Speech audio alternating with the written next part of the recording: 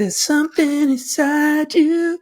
Well, fuck. God, I love that film. Well, I've ruined completely the mystique of what this episode's going to be about. Yeah. I've already. I might as well do an intro. Welcome to the Screenplay Podcast, the show all about video games and movies. Each week, one of myself, Nick, and Rubes will step into an imaginary elevator and pitch our hearts out, pitching a video game as a film or a film as a video game. We've already had crazy episodes like Power Stone, Ocarina of Time, True Romance. Go and check those out. But it's all about what we're doing today. And today's actually my episode. But before I launch into it, lads, I wanted to ask for some advice and some help. Mm-hmm. I've been traveling for weeks, hence this huge gap in our schedule where we haven't put podcast episodes out.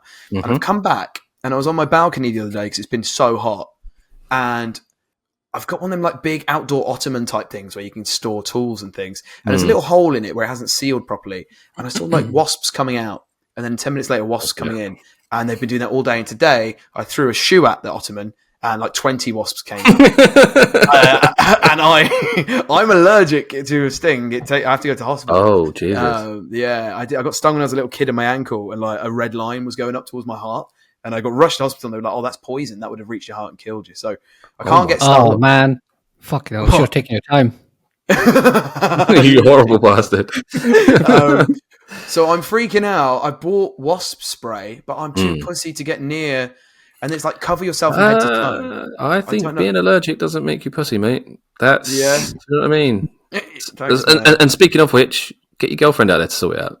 Do you know what I mean? She did say she wouldn't mind, but then she was like, wait till night time to do it, and she's not here. So now, I mean, wait till night time. What? Does she think the wasps are asleep or something? Apparently they sleep at night. Yeah, they're less likely to go for you. Well, I was going to say because I'm kind of. I just can't. I want to go and sit on my balcony tomorrow and enjoy the sunshine without the fear of a wasp right next to me. So I'm tempted to do it myself. I'm going to put like a long sleeve on, long pants. I've got a luchador mask from Mexico that I'm going to put on my face. So I thought actually I'm going to look so stupid. I might film it and then might send it into you guys to put in the pod. Why don't you just do like what a normal person would do, called exterminator, like pest control? Yeah, I tried to. They charge hundreds, man. The spray was £5. But, yeah. So you may die. Because you're tight. Yeah. Exactly. Jesus Christ, yeah, we had two beehives in our loft when you moved into the house and you realised. I was like, I'm not touching that. Just got an exterminator, £200. Got rid of both. They leave the beehives behind, don't they? Or the he made sure that they're not, still functioning. And then you kill them, but you leave them there so that when new ones turn up, they think, oh, this didn't survive, and then they leave. Oh, I see. I was wondering just like how it even begins in the first place, because it's not like I've got trees on my balcony, or they've just gone into a dark box. Dark, warm little area that they found. Yeah, but there's no trees in Rubel's loft either, so... Oh, yeah, true. Unless you're still growing that herb, my man. Rumours. They were just rumours. That's not true. Didn't happen. Oh my god! Yeah, no, I know. Okay. I'll let you know. I think you guys are right. I should just wait for her to do it, but I just kind of just get it done. So is this going to segue into the fact that your episode's about what, the Bee movie? Is that what we're doing today? That would have been fantastic, wouldn't it? The Beekeeper. Oh my god! Jason Statham. Beekeeper. You fucking mug. Yeah, that would have been great. I saw the trailer for that, and it would look horrendous. Yeah, I didn't bother watching it. You seen it? Yeah, it's just, with those films, like, what they don't realize, it's not like John Wick works because he's always on the brink of death, right? The odds are always against him. He just about survives. Indiana Jones, same formula. With this one, it's just like he's on infinite life mode. Like, he never even gets hit. He never gets hit. Like, throughout the whole film. He just like overcomes every obstacle. So I thought that Taken, the first time I watched Taken, Liam Neeson's Taken, I just thought it was just like, it was making me cackle with laughter, how he would just easily dispose of guys. Oi, don't you dare this Taken. Taken's fucking great. What about Nobody? Have you seen Nobody? Yes, I like it. What a load of guff. You didn't like it? Nah, and there's a sequel coming out. Yeah, Nobody too. Surely they could have called it No Bodies, right? And included his family, right? Oh, yeah. In the wrong industry, bro. You should. I'm wasted. You are wasted. What am I doing on this podcast? I just remember like Taken when he finally ends up on the boat for the final like boss battle. The guy's got like some sort of like I don't know, chainmail thing, and someone's got a sword, and I'm like, oh, the previous guy just had guns, now we got swords, and he's just like disposes of them even easier. Like, this film is just Yeah. But you can show, like, I'm definitely going to show Taken to my kids when they're a couple of more years older. Like, show them and say, like, this is why you listen to your dad. Because if you don't, you end up in Albania in a sex traffic ring. Like, show them Albania, man. You should show them Hostel. Do you remember those films? I've rewatched them recently. Yeah. Do you remember the Hostel films? Yeah. I watched Class. Traveling. That was weird. Don't do that. Don't watch Traveling. Don't go traveling and watch films like that. It freaks you out. Did you hear that place in, I think it's Albania or Slovakia, where Hostel's set? They asked Eli Roth to like cease and desist from promoting the movie because it was doing horrible things to the tourism board. So what did he do? He made a sequel and it set it in the exact same place. So it set it there and doubled down on it. Yeah. Oh my gosh. Hilarious. Anyway, that would have been an even better segue into my film or game this week. And if you guys are ready, I would like to talk to you about my pitch for a video game that I would like to make of a movie, one of my favorite films of all time, which is Drive by Nicolas Winding Refn. Have you both seen it? Yep, wonderful film. Yeah, really good. Nice. Very good. Lovely. Yes. I know, Rubel, you have thoughts about me and my love for Nicolas Winding Refn. You think, I do. What's that film that I like? The Neon Demon. So I think, like, is that the film with all red? No, that's everything's red. Only God Forgives. Only God Forgives. He's had a very strange career. Like, he's come out with Drive, which was brilliant, right? There was a lot of effort that's gone into it. I think him and Gosling stayed in the same apartment, put the editing suite there. Like, they really smashed it. Then you thought this guy's going to be massive, right? Then he made Only God Forgive. Great trailer, awful movie. Yeah. And then he made Neon Demon, which, like, Gaz loves it. I couldn't understand it. And then, like, since then, he's not really done much. He's done a few TV shows. I don't really watch TV that much, so I haven't seen them. Neon Demon, IMDb 6.1 out of 10. It's not great, man. Have you seen The Substance? It's very similar in terms of what it's trying to say about the beauty industry. No, sorry. Substance is actually saying it correctly. Whereas this is the thing that is telling you that is bad. Like, I don't spoil it for people that haven't seen it, but it's just like there's a reason why this director who looked so promising ended up not really fulfilling that. You know, you say The Substance says it properly. I think it almost says it properly, but using your own thing that you said, it would have been the perfect film had she have had two split personalities of the same woman. But the fact that she births another entity ruins that point. It's like absolutely. Yeah. Anyway, sorry, but that's irrelevant. Can I give you an interesting fact before you start? Yeah. You know who was supposed to originally direct this movie? Because it's based on a novel, right?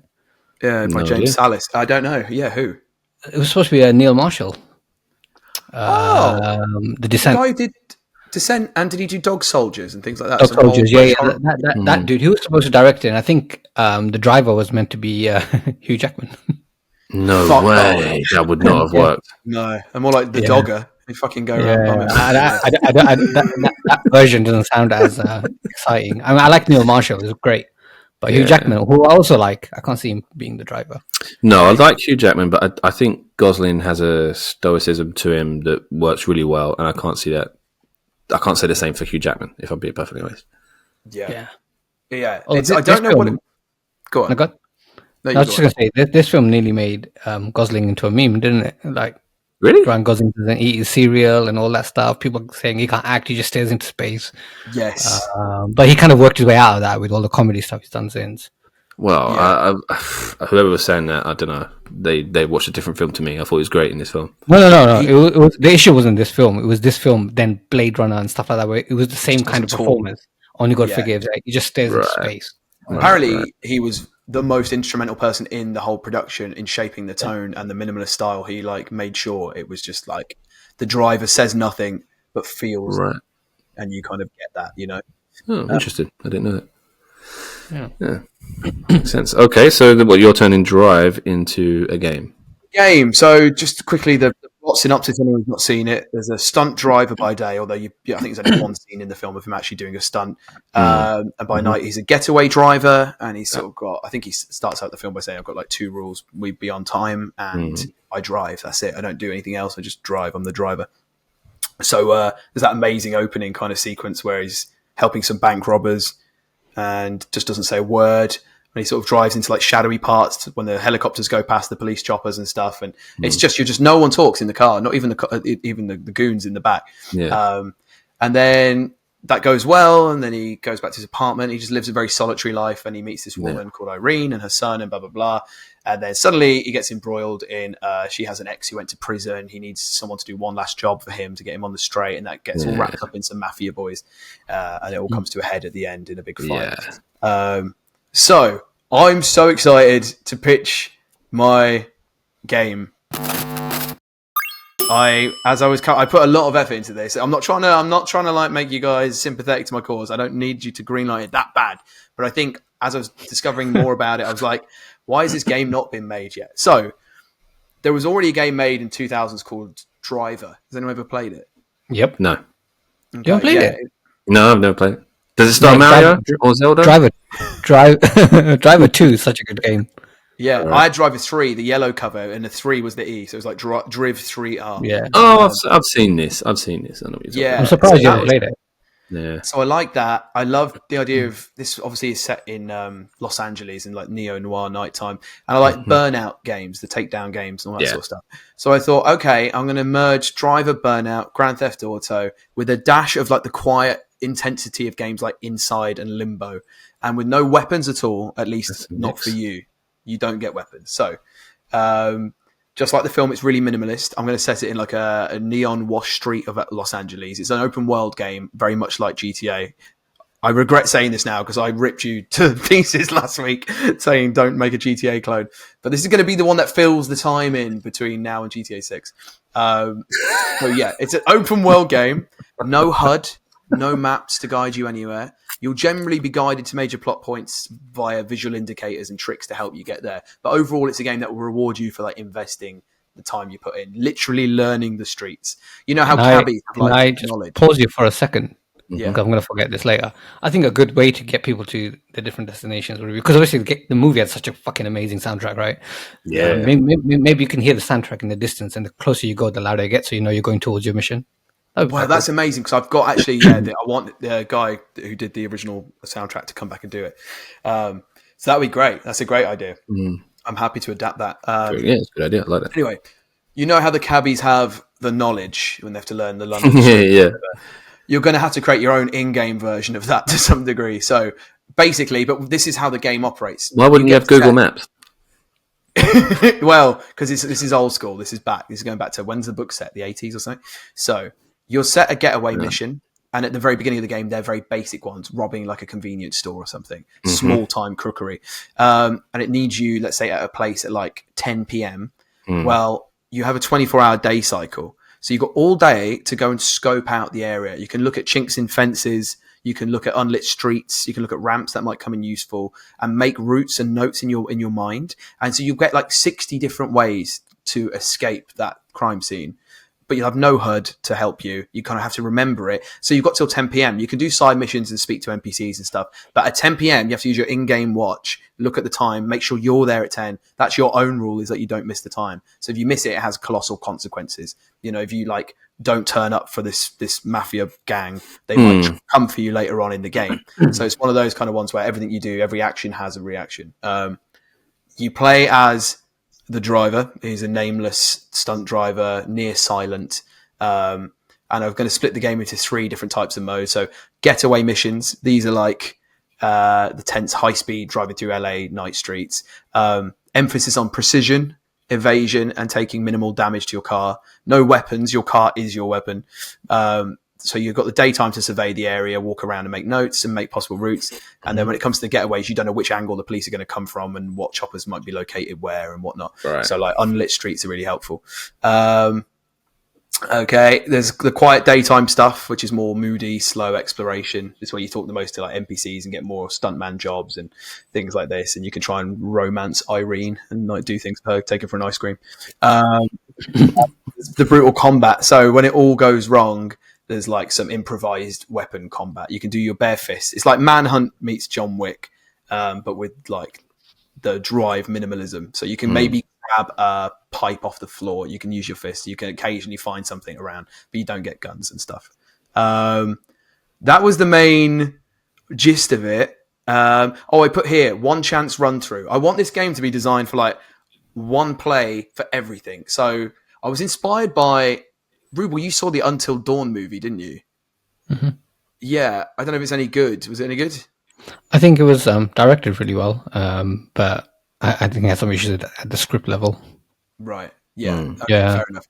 I didn't see the film, but I know the game has kind of, if you fuck up someone being chased by a monster, if they die, they're out of the game. They're gone. So See, in the movie, like every time you die, you come back. So when all the characters die, you come back for the next day. But the next day, you can't just repeat it because so in the first day you might be being chased by a monster. The next day you might be being chased by a witch. So you can't just do what you learned the day before. Okay. Fair enough. Well, I put similar to Until Dawn, I want this game to work in one holistic way. So basically, every getaway must be executed perfectly, no restarts. If you fail, the consequences ripple through the story. For example, if your earlier petty crime missions where you total the car and you can't evade the police, you'll do a few weeks jail time. But in the game, obviously, you don't have to sit in a fucking prison cell. You'll just go to black, come back up, and you're out of prison. But this is just a thing. But if like later on in the game you're fucking up huge things, bank robberies and things like that, you might get tagged. And what that would mean in the game is like when you go and do another mission, the police are already alerted that you've left your house. So you've already got some police presence around there. So it really pays to not fuck up. And people will remember you and characters will remember will the prison bit like have like a mini game where like you're in a shower and you have a soap and you have to keep pressing triangle to hold onto it? Yeah, tap as fast as you can. The minute you drop it, you hear someone in the background like, "Hey, superstar, pass the soap." It's like a Mario mini game. Yeah, tap as fast as you can to keep the soap. Yeah, and suddenly when you come out of prison, like if you don't pass that mini game, you have to run with a limp. Kaiser Soze style. I love it. There was also something else I wanted to. I know I'm going on a bit, and I'll bring it to a close. Go for it. But there was a game I once played called Lord of the Rings: Shadow of Mordor or something. Yes. Have you played it? Yeah. It had that mechanic. It was like a revenge mechanic where characters that might kill you would remember you and like taunt you and things. So I kind of want to use because your character doesn't speak, instead your choices and actions shape how characters perceive you, whether they think you're a hero, a threat, or this enigma, if you're helping one mafia family and not the other, and how they all see you and stuff. So that's that. I put final mission is a mixture of everything you'll have experienced throughout the game tied in with the events of the film. So you won't be given a mission, you set your own mission. You need to execute. Bernie, I think his name is, and Nino, who are the two. It's I forget their names. It's the guy who played Hellboy originally, John Perlman. Yeah, that's Ron right. Perlman. And the other dude. The other dude's Nemo's dad. Yeah. So you got to go find them. So generally we'll start by enlisting help from some NPCs you've befriended along the way to like create diversion tactics. Then you've got to scope out the perfect getaway like you've been doing. And then once you're happy with it, you can actually start doing your thing. So I was thinking there's a scene in it where he walks through a strip club and he gets to like the back room and he puts a bullet in a guy's mouth and puts a hammer to his teeth. And all the like naked ladies just stood there watching. He's like, make the call. And he like wants him to call his boss. So it's like, you can like stealth your way through a strip club, fight the goons with the hammer, get out alive and find the two mobsters that you need to kill and try and different ways. If they run away in a car, you got to try and total their car. If they go up a fire escape, you chase them up there and try and get them off the edge of the thing. All these different ways you can execute something. I think you can drown people in a river as well. That's the thing I was going to put in there. So anyway, in the end, you drive off into the darkness as Nightcall plays, and that's the end of the game. Or is it? Last thing. Sorry, I've really gone off on this. I was like, I'd love an online mode. I used to love Left 4 Dead and these like online games where like it was competitive fun but different. It wasn't just like team deathmatch. So I wanted to call this mode Cops and Robbers. One player plays as a driver. A few people play as robbers, and the rest play as cops. I'm remembering a story about you, Ruble, playing Cops and Robbers and jumping and fucking up your foot. That's coming to my mind. My ankle still fucked me. Still fucked. Still fucked. Didn't you miss GCSEs or something because of that? Yeah, I had to do it from a hospital bed.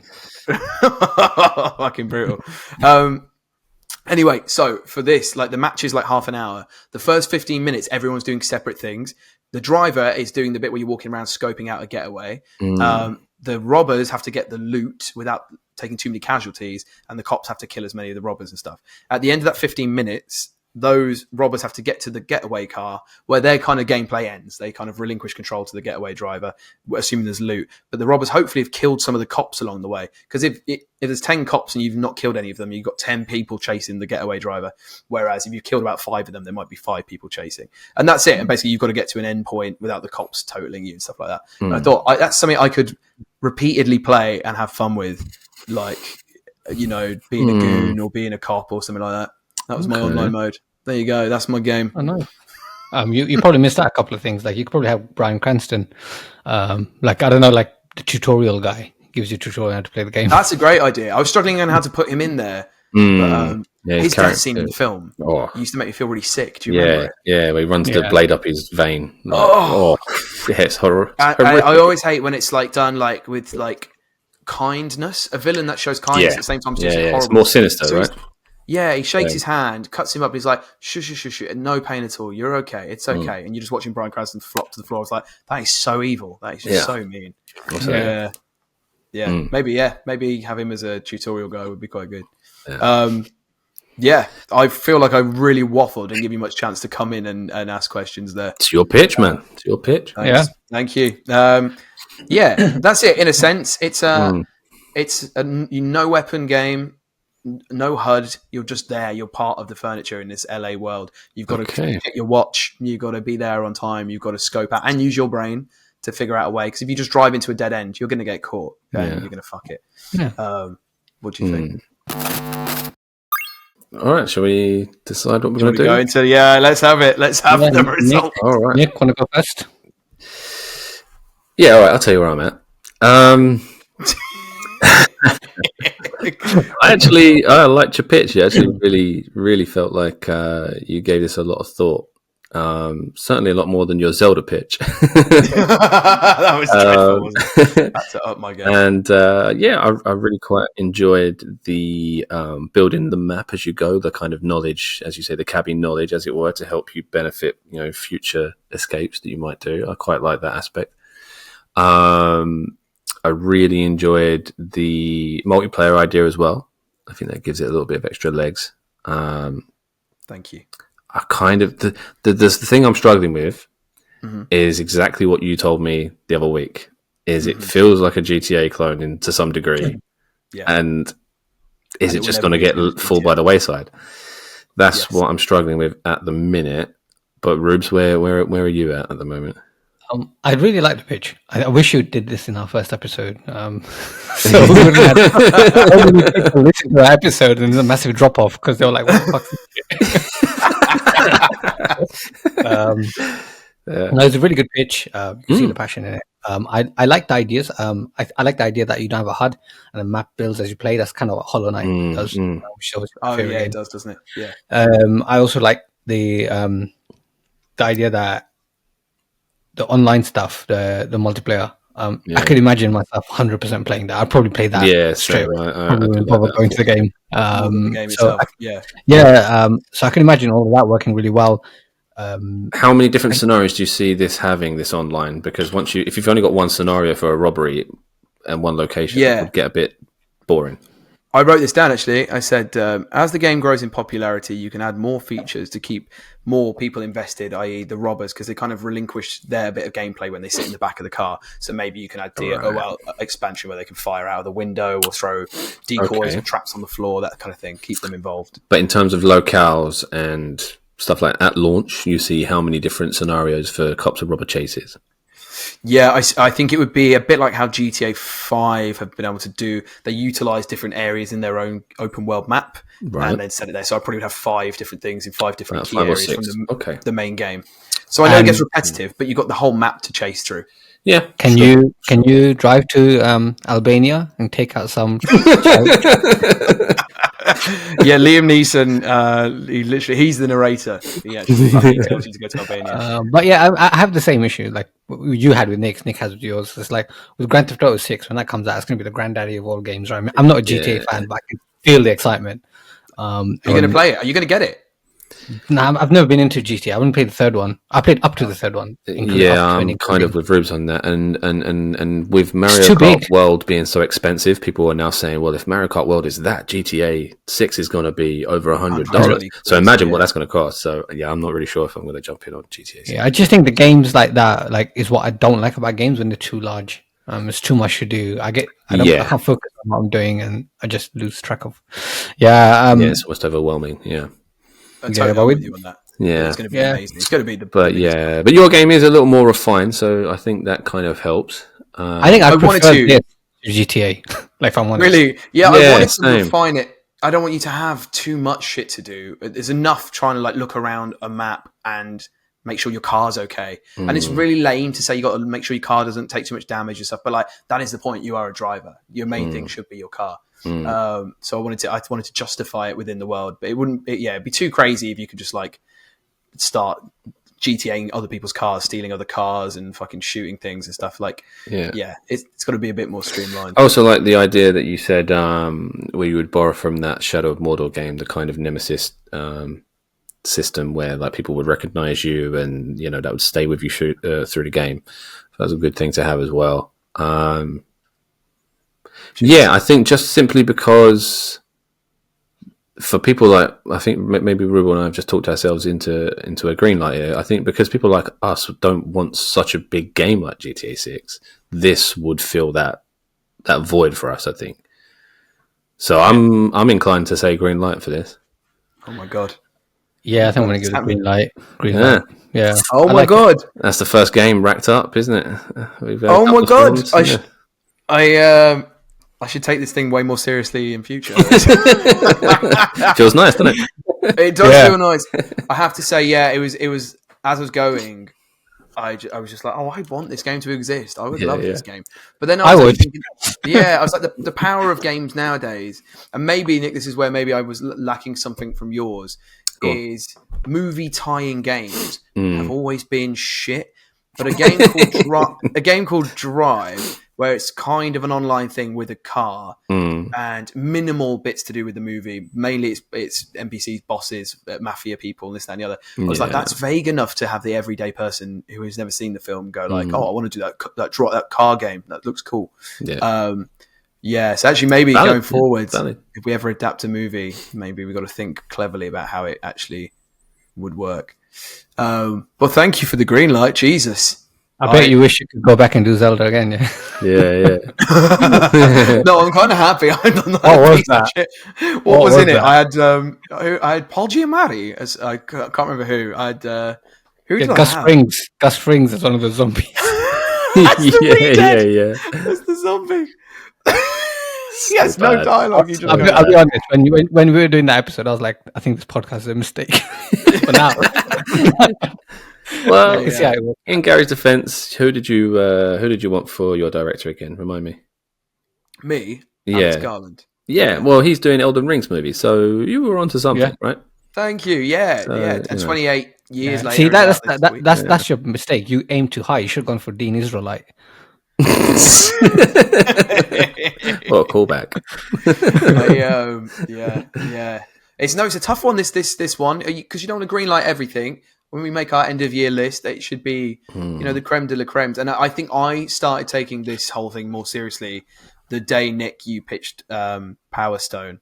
I felt like, that's kind of how you do it properly. That is how you do you'd considered every aspect of like the storyline and everything like that. And I was like, as you were telling it, I was like, he's seeing this film in his eyes. He's recounting things he can see in his brain. I was like, I need to up my game. I just wrote down daft shit to do with like John Goodman as the big rock man. Yeah. That did come across a little bit, to be fair. Yeah, absolutely. Nice. Well, okay, cool. That can only mean it's Ruble next week. So if you want to join in and come and visit that one out, check it out. And if you want to catch any more episodes, we are available on all good platforming podcast platforms. So you can also email us at thescreenplaypodcast@gmail.com. Tell us what you thought of this week's episode. If you would have greenlit this, if you think it's something that needs to be made, let us know. Or mainly let me know and just see where you go. You can also find us on YouTube. Are we still doing that, Rubes? Are we still on YouTube? Of course we are. Yeah. Okay, sweet, nice one. That's why I'm paying for this video service. Yeah, nice. So check us out there. Find us anywhere you like. The Screenplay Podcast. And that's all from us now. See you next week. Ciao. Right.